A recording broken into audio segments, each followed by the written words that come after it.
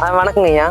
இன்னைக்கு பாத்தீங்க அப்படின்னா மரவள்ளி கிழங்கு நீங்க கரணை தான் நம்ம வந்து மரவள்ளி கிழங்குல நட்டுவோம். ஸோ மரவள்ளி கிழங்கு கரணை வந்து நல்லா வளர்றக்கும் அதுல வந்து அந்த முளைப்பு திறன் அதிகரிக்கிறதுக்கும் ஒரு சின்ன ஒரு ஐடியா உங்களுக்கு நாங்கள் இன்னைக்கு சொல்லித்தரோம். என்ன பண்ணணும் அப்படின்னா இந்த மாதிரி கரணையை வந்து ஒரு அளவான சைஸ்ல வந்து எல்லாம் சீரான இருக்க ஒரே சைஸ்ல இருக்க மாதிரி கட் பண்ணிக்கிங்க. அது நீங்க எதிர் சாப்பர், அதாவது அந்த மரம் வெட்டுறது வச்சிருக்கீங்க பாத்தீங்கன்னா அந்த குச்சி வெட்டுறது அதுலயே வெட்டிக்கலாம். இல்லைன்னா நீங்க கையால அருவாள்ல கூட வெட்டலாம். இப்பெல்லாம் உங்களுக்கு வந்து அந்த கட்டர் வந்துருச்சு, அதுல இருந்தே நீங்க கட் பண்ணிக்கலாம். கரெக்டா அந்த 2 கணு விட்டு வெட்டினீங்க அப்படின்னா தான் அதுல இருந்து துளிர் வந்து உங்களுக்கு ஜெர்மினேஷன், அதாவது முளைப்பு வந்து வரும். ஸோ என்ன பண்றீங்கன்னா ஃபர்ஸ்ட் இப்படி கட் பண்ணிக்கிறீங்க. கட் பண்ணதுக்கு அப்புறம் நடவு செய்யறதுக்கு முன்னாடி 1 கிராம் வந்து நம்ம என்ன போடுறோம் அப்படின்னா கார்பெட்டிசிம், இல்லைன்னா வந்து அதுல சில கெமிக்கல்ஸ் இருக்கு. நம்ம அதுக்கு போகாம நம்ம டைரக்டா சாணி, நம்ம வீட்லயும் இங்க மாடு நீங்க வச்சிருக்கீங்க, சாணி கிடைக்கும் உங்களுக்கு ஈஸியா கிடைக்குமா, அந்த சாணியை எடுத்து கரைசல் மாதிரி தண்ணி ஊற்றி கொஞ்சம் கரைச்சி வச்சுக்கோங்க.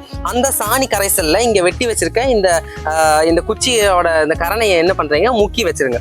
முக்கி ஒரு பெரட்டின மாதிரி இந்த மாதிரி வச்சுட்டு எடுத்து இந்த மாதிரி காய வச்சிடணும் காத்துல. சித்த நேரம் சும்மா கொஞ்சம் நடுறதுக்கு முன்னாடி பண்ண வேண்டியது இது. பண்ணி வச்சுட்டு இதை அப்படியே எடுத்து நீங்க நட்டீங்க அப்படின்னா இந்த சாணியில இருக்கக்கூடிய அந்த ஊட்டச்சத்து எல்லாம் இந்த கரணைக்கு போய் உங்களுக்கு முளைப்பு திறன் அப்படிங்கிறது அதிகமா இருக்கும். இது வந்து ஒரு மெத்தட். குச்சியில இருக்க ஈரப்பதம் உங்களுக்கு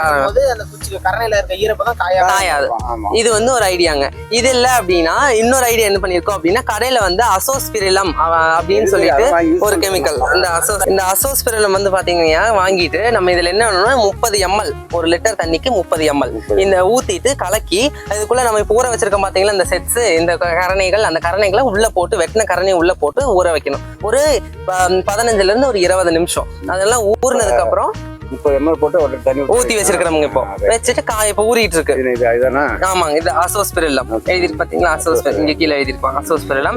இது வந்து என்ன அப்படின்னா உங்களுக்கு நைட்ரஜன் அப்படின்னு சொல்லக்கூடிய இந்த நைட்ரஜன் இதை வந்து உங்களுக்கு ஃபிக்ஸ் பண்ணி கொடுக்கும். அதாவது அந்த செடியில ஃபிக்ஸ் பண்றதுனால இந்த நைட்ரஜன் மெயினா எதுக்கு உங்களுக்கு முளைப்பு திறன், நல்ல செடி வந்து வளர காத்த இந்த நைட்ரஜன் இதுலயே நம்ம வந்து இதை வந்து இப்படி முக்கி எடுத்து நடும்போது செடி நல்லா வளரும். அதுக்காகத்தான் வளர்ச்சி ஊக்கியா வந்து நம்ம இந்த அசோஸ்பிரிலம் நம்ம பயன்படுத்திட்டு இருக்கோம். 2 நாங்க எப்படி பண்ணணுங்கிற சொல்லி காமிச்சிருக்கோம். இப்ப டைரக்டா நம்ம எடுத்துட்டு போய் இந்த கரணையை ஃபீல்ட்ல வந்து நடுவோம்.